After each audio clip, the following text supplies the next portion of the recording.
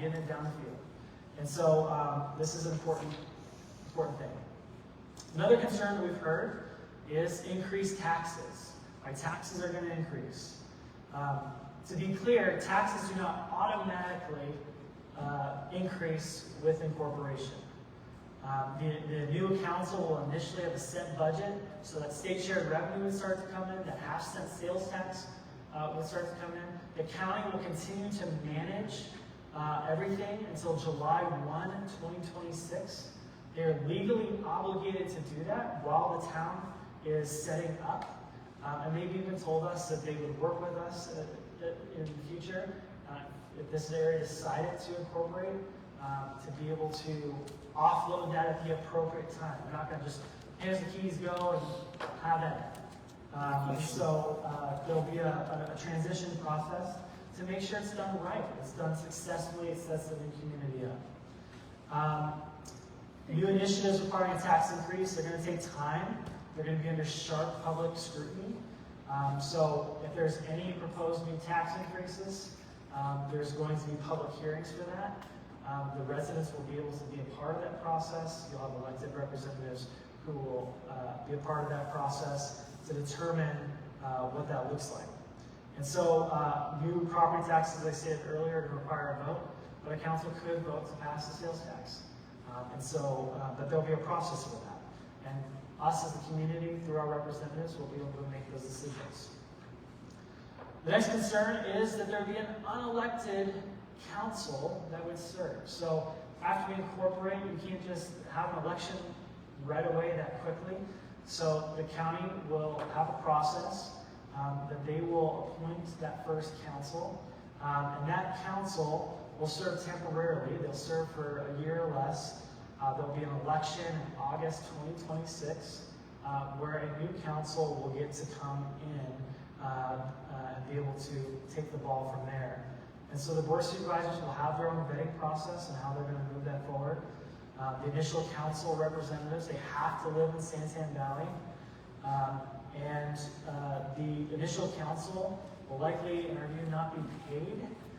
And so this isn't like a paid position that you get.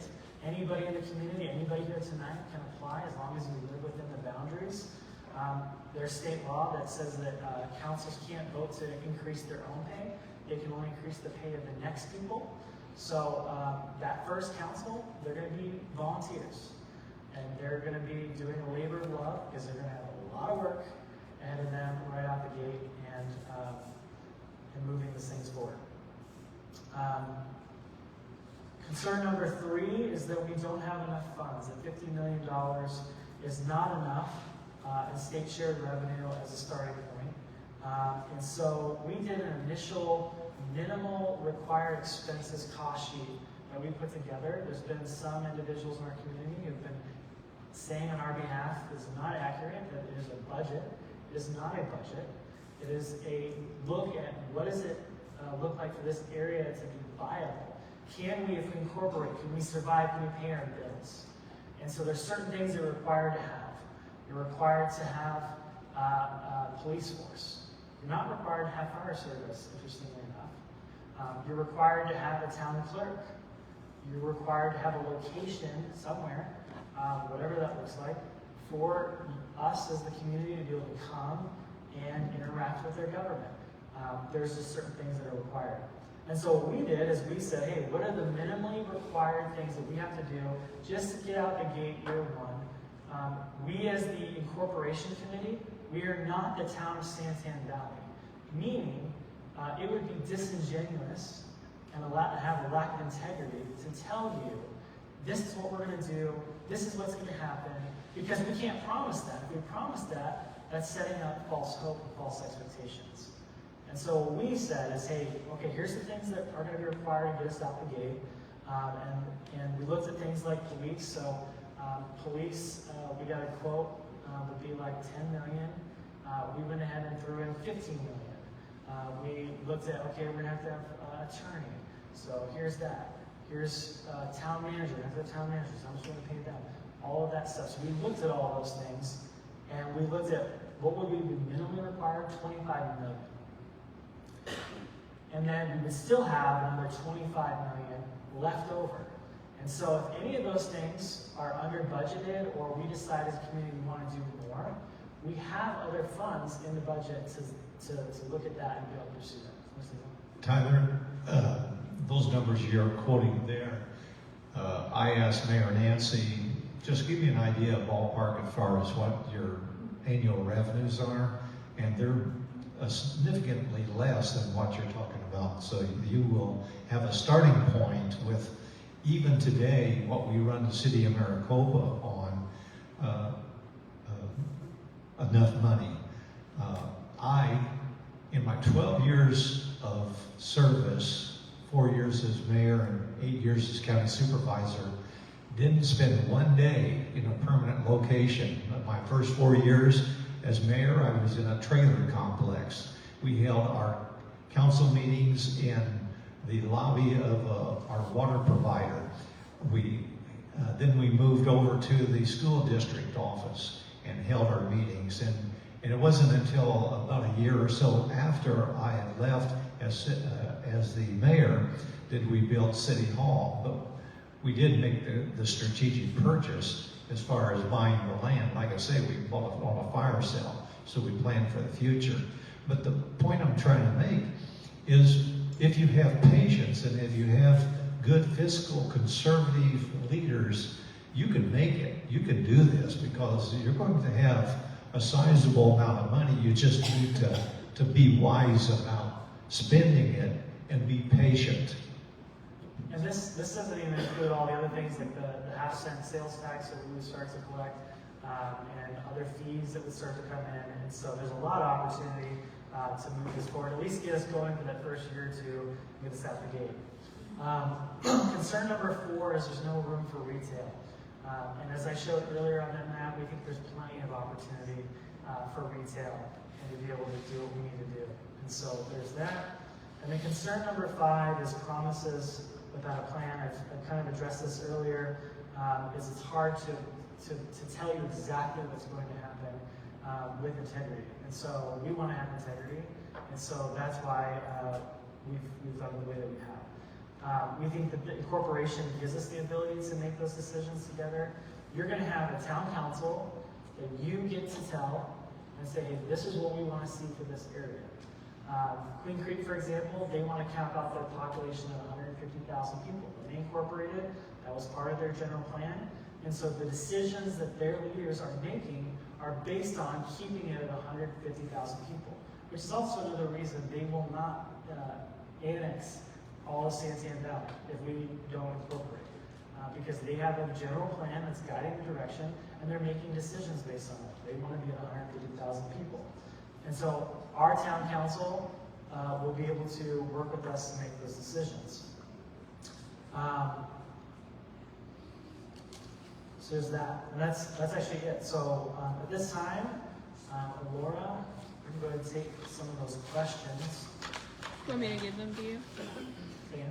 You want me to give them to you? Either way.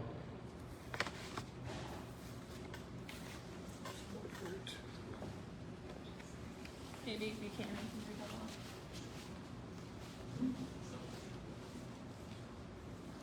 Do we have the microphone on?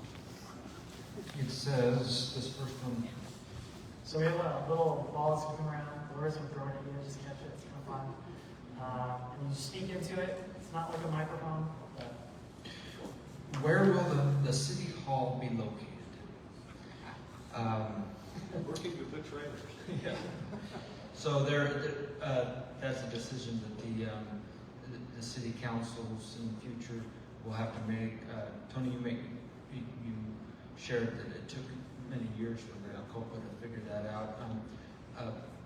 We know that the county, almost 10 years, we know that when Supervisor Goodman was here at one of these information sessions a week ago, he said that the county stands ready to give the new city, the new town, a space to meet in.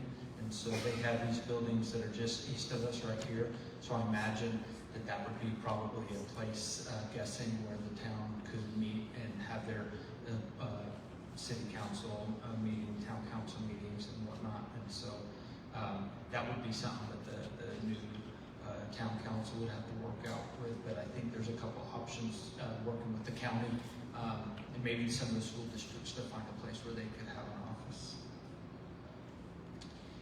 In the city of Maricopa, how much did the property taxes change after incorporation? Do you know that? Oh boy, that was a long time ago. And the environment at the time was we had grown rapidly, but our fire district was, and which eventually became the fire department, was very much undersized. So the people of the city of Maricopa voted for a property tax and only dedicated for public safety. And so that helped build fire stations because we needed to provide the public service that the fire protection provided. I do not know, it's way too long ago for me to know what that, if I had that question ahead of time, I might have been able to come up with a number, but I can't remember. But I do know why. We could try to find that information and get it out. Again, one of the options that is discussed is a property tax, but you can do it for a specific purpose. And that's what Maricopa, that's what some of the cities has done. So, and then again, a reminder with property tax, it has to go to the vote for the people. And so if that were to be suggested by town council, they would have to garner enough votes for that, and it would probably have to be for a specific purpose. In this case, it was fire. That is an option, potentially.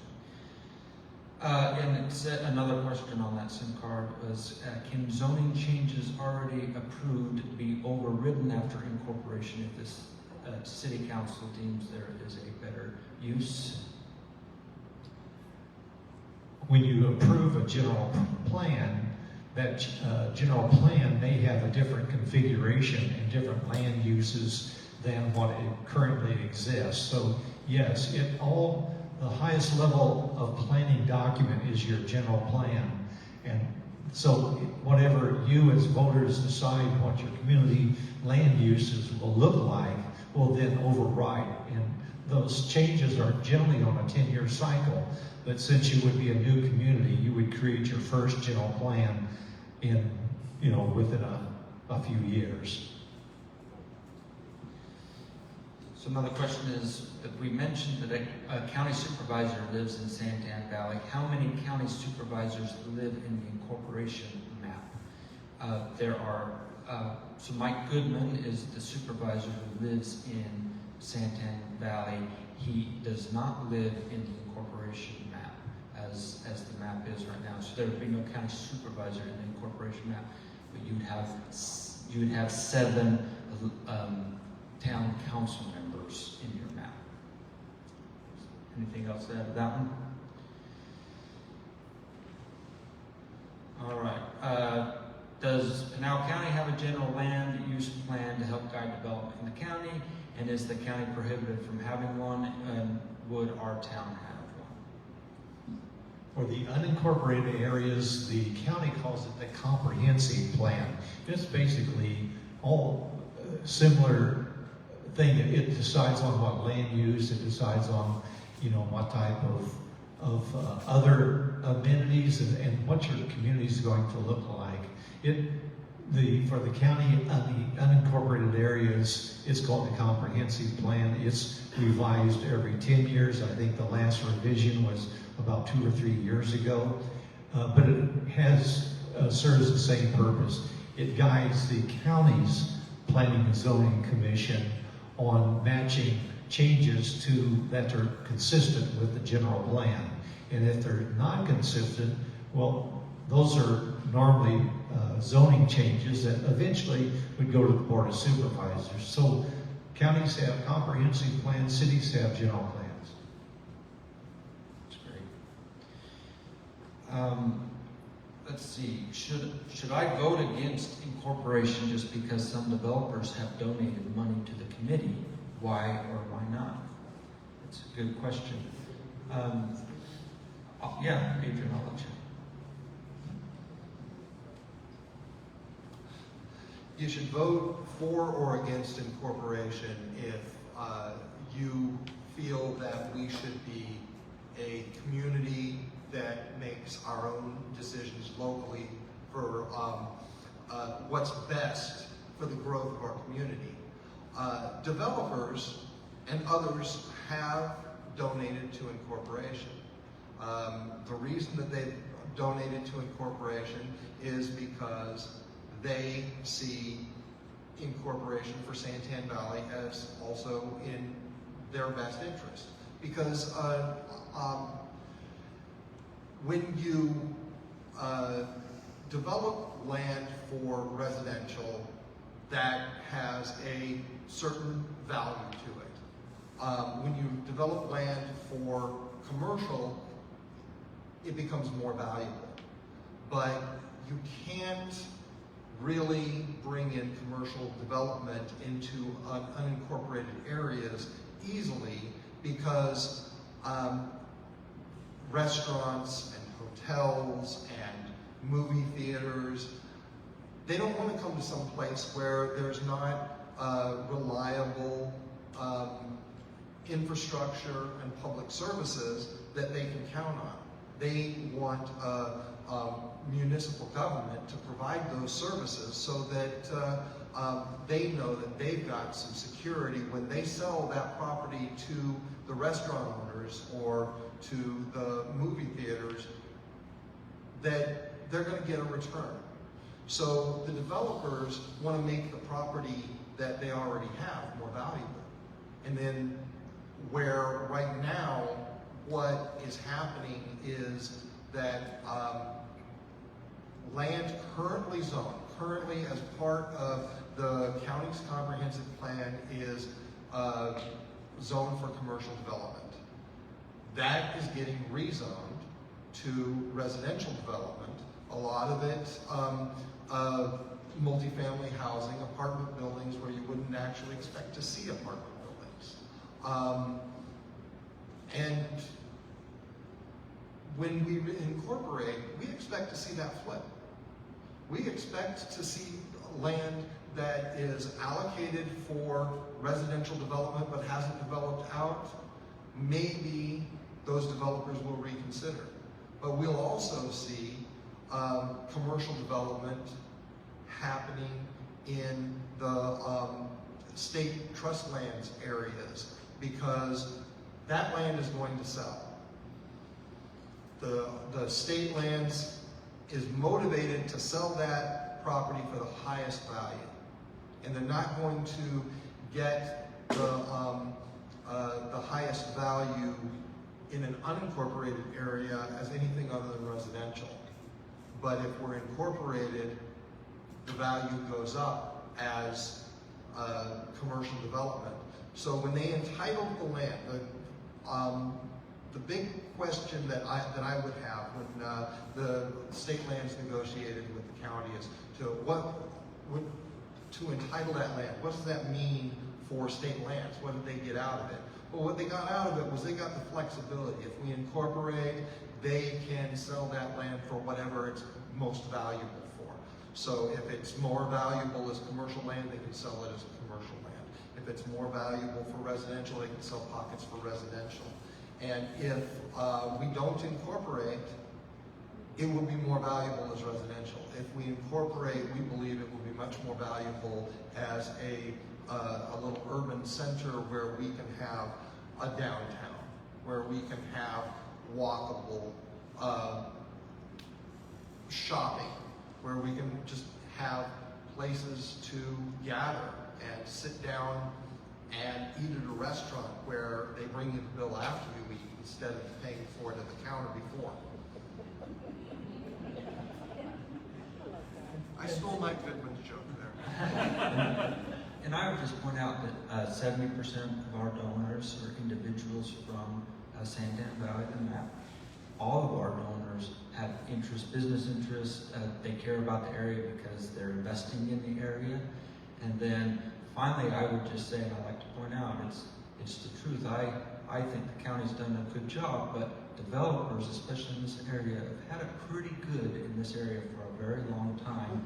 It's because the county, we talked about the county's growth.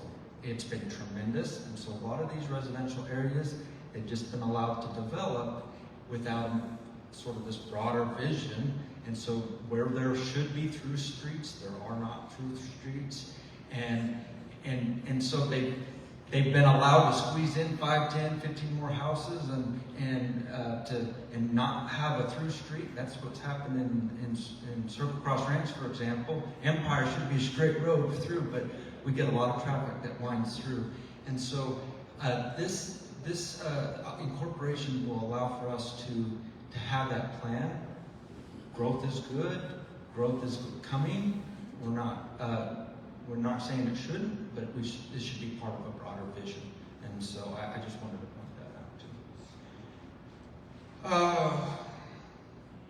How will city council members be appointed? Who picks? I think we talked about this, but we can briefly touch on it again. The first year, the county will have a process where you can apply. They will appoint the first town council until the election can be called. And we've been told that election will be the next year, so August of 2026. So the first council will be appointed by the Board of Supervisors.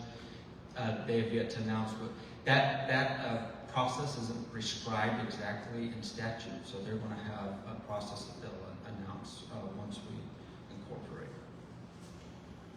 All right. Quite a few questions here on taxes and things like that I think we've answered, but let's go through it again. How much taxes are going to have to be raised to pay for city, and what are the monies in state revenue should come here? So we talked about the state revenue. Our portion would be about $50 million.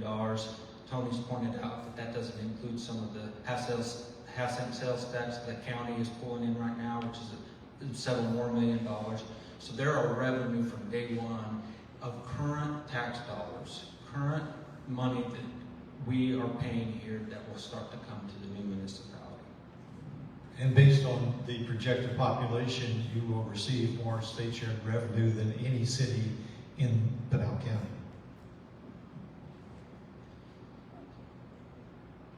I've heard the minute that we achieve incorporation, there's an automatic tax increase on residents. And no, like I said, that's not the case. There's nothing in incorporation itself that raises taxes. We've been very transparent that a new council could pursue other ways to raise taxes. They could raise the sales tax. They could go to a vote for a property tax.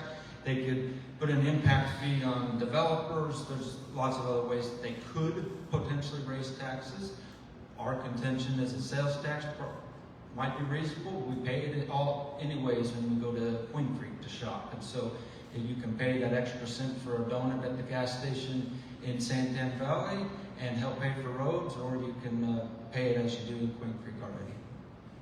One thing that was mentioned very briefly was the development impact fees. And development impact fees are that which is paid by the developers, the builders, per house in order to fund things such as libraries, parks, and et cetera, things that are amenities that are built within your community.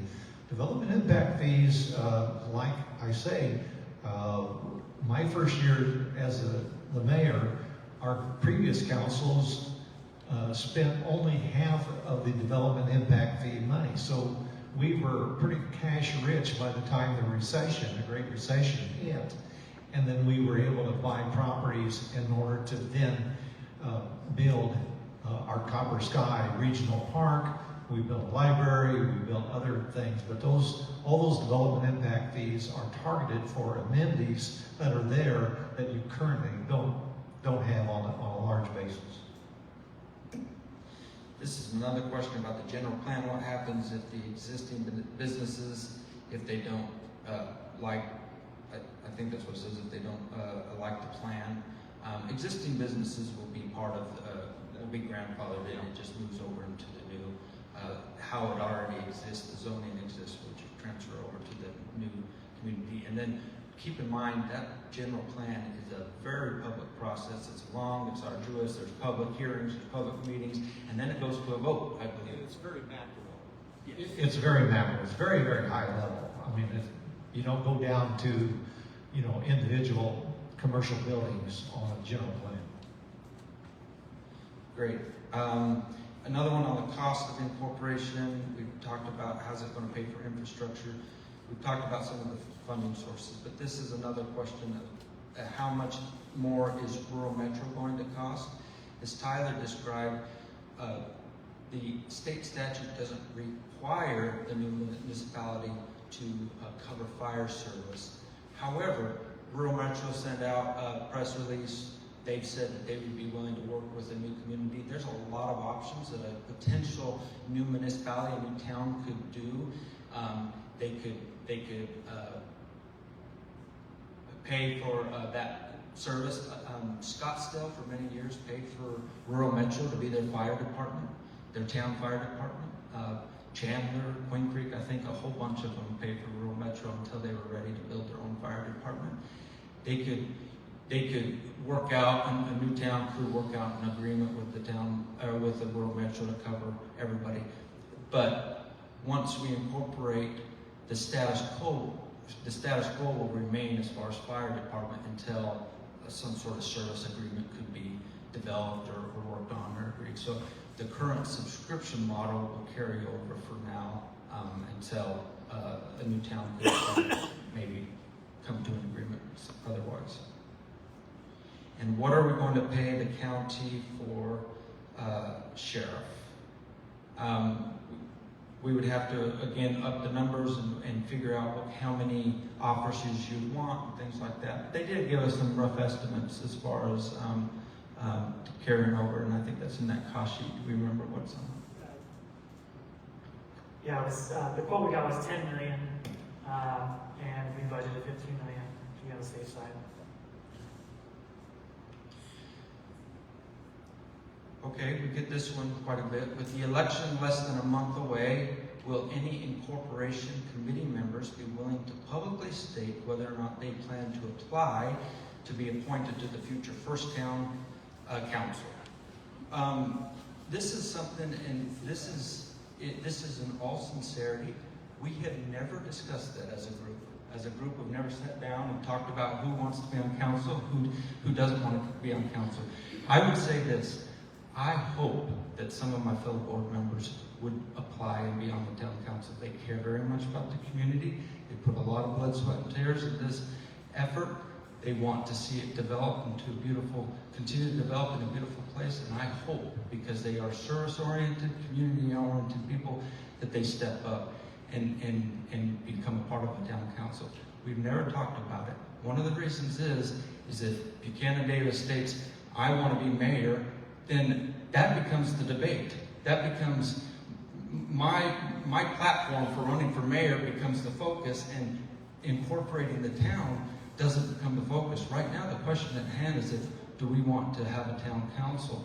And after that, there'll be plenty of times, plenty of opportunity for us to run for election, those who want to run for election, and to go garner the vote. The wonderful thing about that is we as a people will get to have a say, and we'll be able to talk to those running for election and get their voice. So that's how I'd answer that. Anything you guys want to add to that?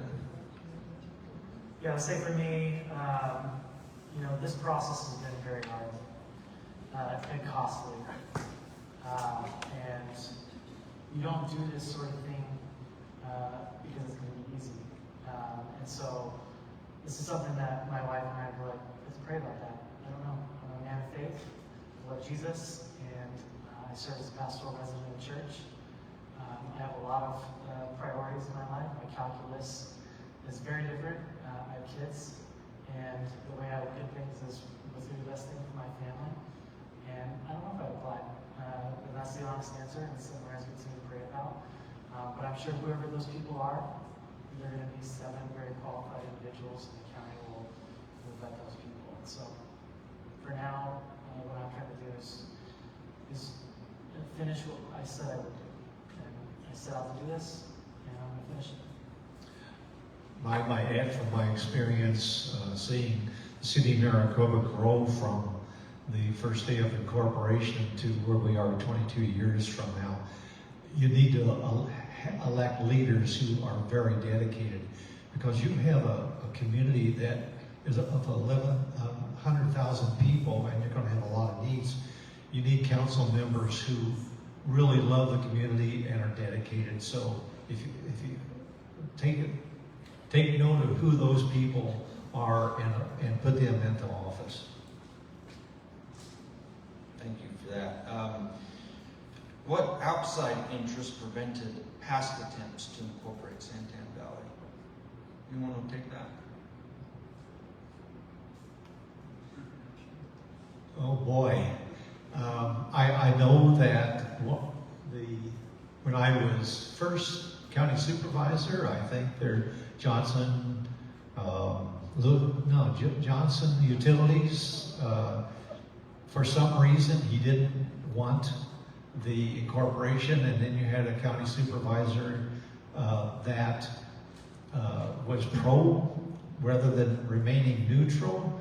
He I think came out as pro-incorporation, and then it became all about him. Just like Buchanan said, the question shifted from the should you incorporate or you should not incorporate to being a personal thing. And so that was one attempt. The other attempt that I remember as a county supervisor was in my second term, and you had all the signatures, but you were lacking one piece of paper. And if you would have had that one piece of paper, as I remember it, you would have qualified to go to an election, but for some reason that was omitted, and it was determined that you disqualified.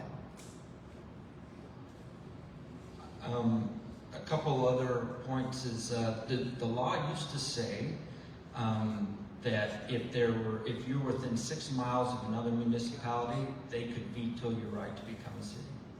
And that law was changed after one of the last attempts to only if that city is of greater population of the area being incorporated can they veto your right to be a city. So in the past, we've had some of the neighbors, maybe smaller, worried about their loss of shared revenues that didn't want to see us incorporate, and those were obstacles. But now, again, and Tyler talked about this, because we feel like we have benefited from past incorporation efforts. There were a lot of lessons learned. There were laws changed that allowed for us to overcome some of those things. So we benefited from those efforts. But those are some of the outside interests, frankly, neighboring municipalities. So in this case, we had a couple of municipalities, Mesa and Gilbert, that are bigger than us, within 6 miles, and they had to sign off on us being incorporated, which they have. They're fully supportive. But we went around and got everyone's, or tried to get everyone's signature as far as the cities around us. So that's another outside interest. Again, with the state shared revenue, the city of Maricopa's revenue, if you were successful in incorporation, is actually going to go down. So, but the city of Maricopa is rooting for you. The other folks in Eloy and Coolidge and those other incorporated communities know that for the long-time growth and organization and support of Pinal County, it's important that you are incorporated. Thank you. If the incorporation effort is successful, how will the relationship between existing HOAs and municipal government development change? Not much. HOAs have their own structures. They're not a government entity, but they'll continue there. There is Supervisor Goodman's done a good job at trying to bring HOA boards together and start to try to think and act like a broader community. That's the type of thing that a new town council can do, but they don't regulate HOAs. My experience in the city of Maricopa is we worked on alliances with the school system, we have a Maricopa campus for Central Arizona College, and HOAs, we worked, especially during the downturn and the Great Recession, we tried to do what we could to support the HOAs in order to make our city attractive so it wasn't filled up with weeds and abandoned houses. So HOAs were important, but they are a separate entity than the city. But any new community, if you're wise, you want to work with you're a Central Arizona college, you want to work with your school system because as partners, you have a lot more power and accomplish so much more than individual. The second part of that was, will parks and pools and the HOA continue to be managed by the HOA? Yes. What we pointed out is a new city, a new town could potentially build, they could build infrastructure and parks and things like that. That would be managed by the new town. But your HOA, parks would continue to be managed by your HOA.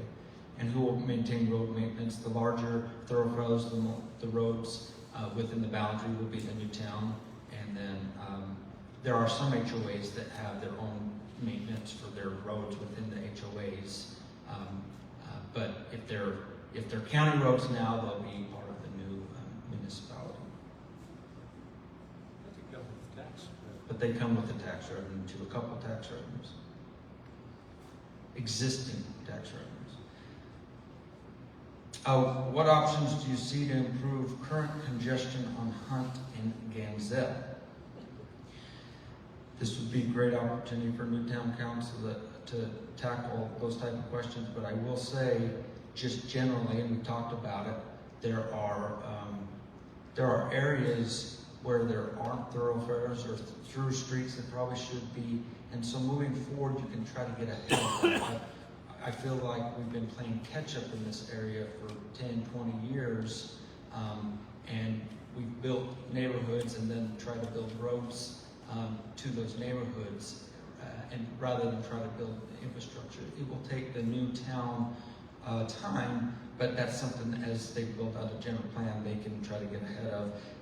In a growing community, though, there's always going to be congestion, there's always going to be road maintenance, there's always going to be that sort of thing, but you can try to minimize that if you can get ahead. So that's all the questions I have, but we have a little bit more time if we want to take some from the audience. All right, let's see. School systems, current status versus city schools, what happens in school organizations. In the state of Arizona, school districts have their own governing boards, their own tax structures, property taxes, and that doesn't change with a municipality. In fact, I would just point out, for example, Queen Creek School District goes into the city of Mesa. They don't align, the school districts don't necessarily align with municipalities. Chandler School District goes into Gilbert, Gilbert goes into Chandler, and so they're actually not related in any direct way other than geography. But the governing structure of a school district isn't directly related to a municipality. Yes? I've seen on Facebook comments in previous videos. Oh, is this a microphone? Yes. Sweet.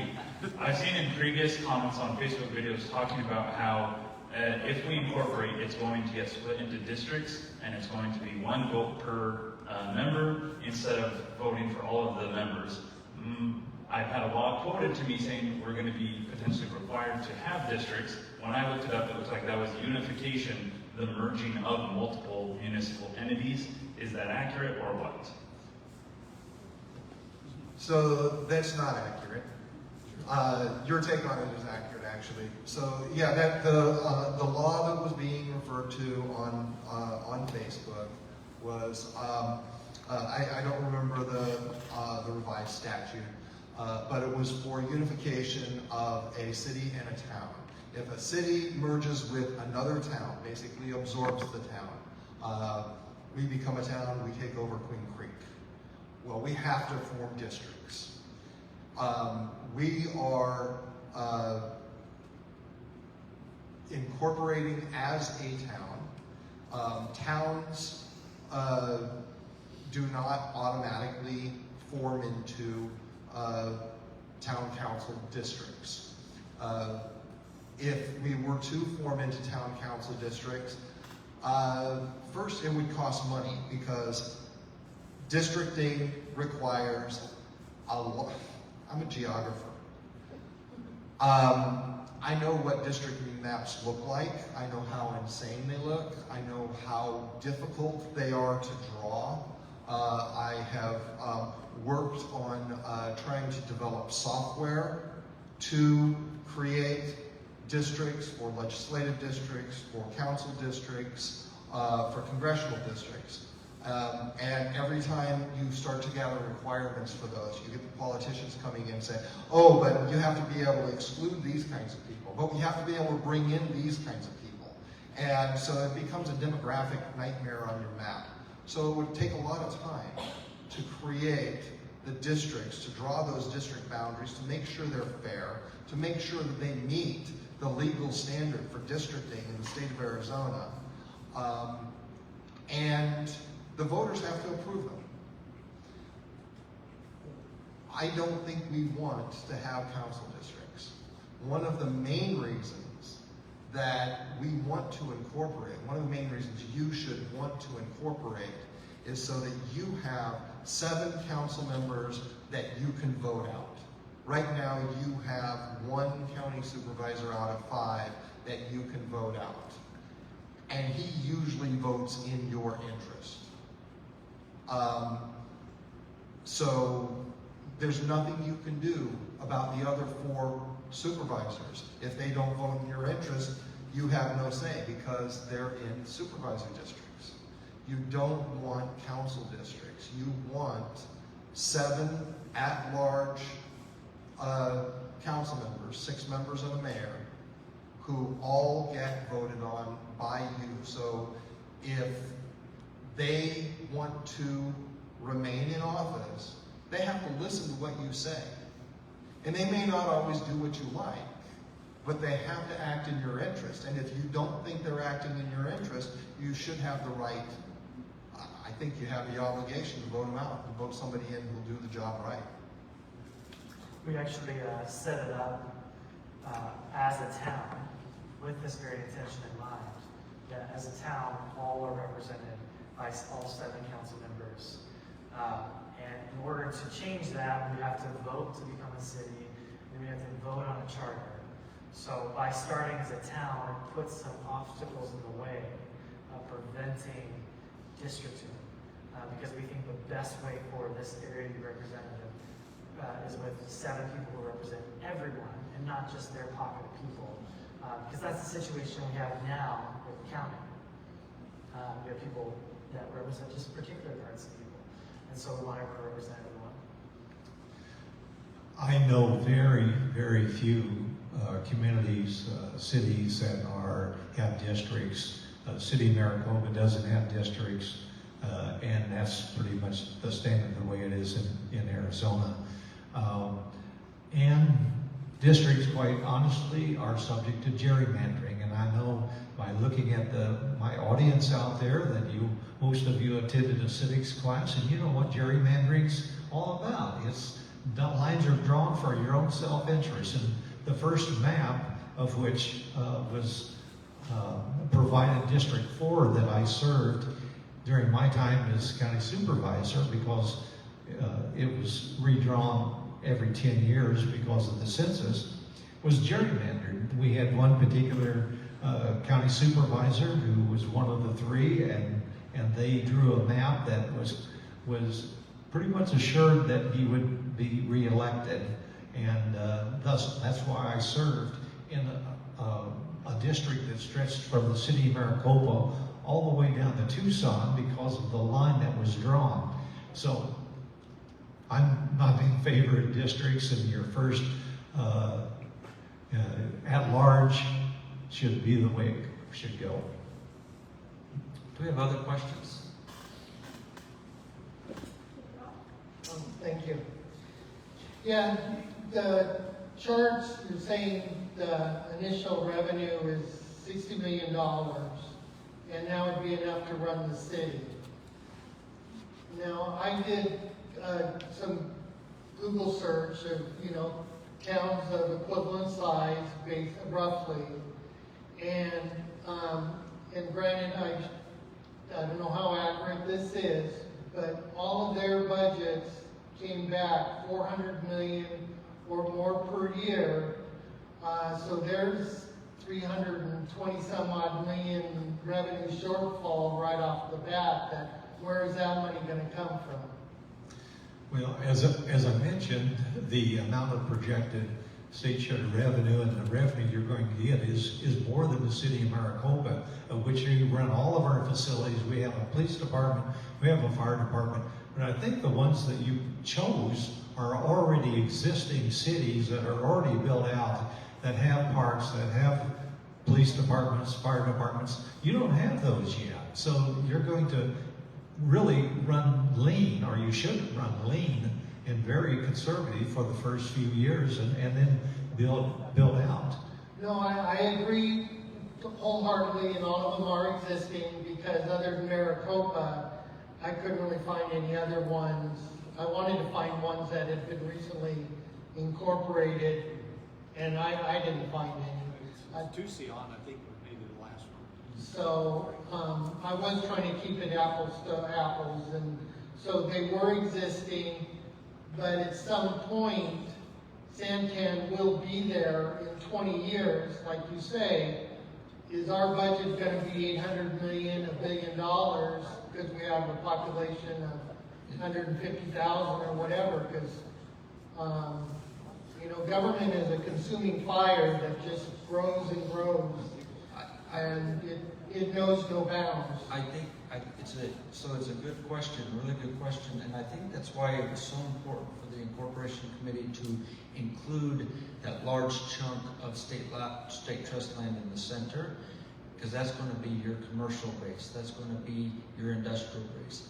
Those type of economic development will bring in revenue, and it's not going to raise residential, taxes, but they can bring in revenue. So there's ways that once you incorporate, if you're smart about your growth, you can bring in that type of commercial revenue that can then fund your parks and whatnot. But that's going to take time, and that's what Tony was saying. The other thing that I would point out is with the services here, some municipalities, they own the water company, they own a lot of the utilities.